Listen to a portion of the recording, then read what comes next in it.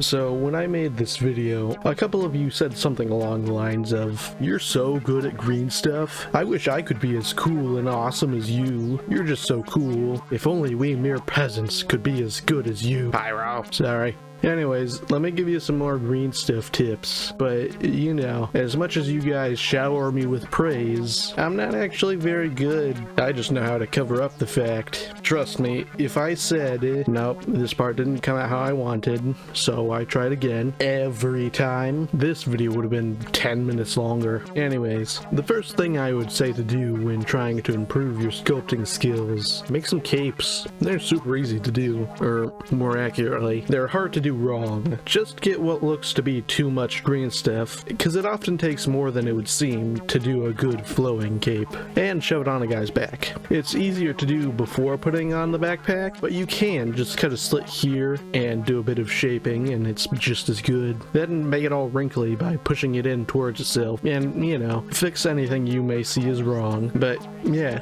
if you're not confident in your sculpting, make a couple capes, or, you know, cape adjacent things. Then I would say the next thing to try would be the sorts of things I do to make my Marines true scale. Gap filling is pretty easy, but I can guarantee that you will mess it up the first couple of times. But you can always come back and fix it when you get better, and it's some more good practice. But most of what I have to say about it is in that video, so, you know, go watch it.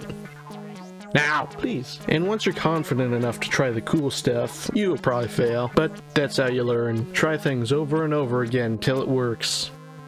But there's not really any more to say, because this is kind of the point I'm at. Mess around with the cool things, even though they don't turn out how I want most of the time. And that's the main point of the video, but I've still got some little tricks to tell you about. Like in this video I talked about sculpting in stages, so if I wanted to make an Imperialis, I would make the skull.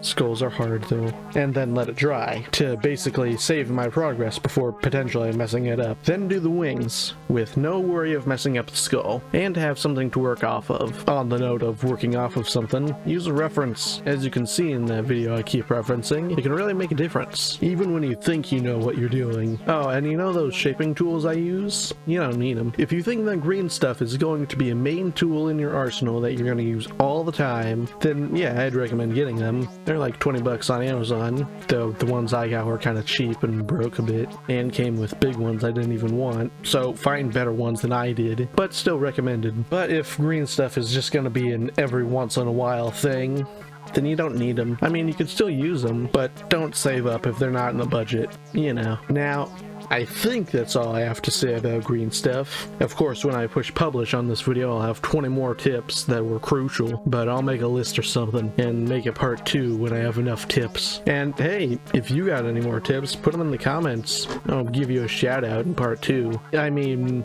a shout out to 80 people may not be much, but if you want to fix that, you could.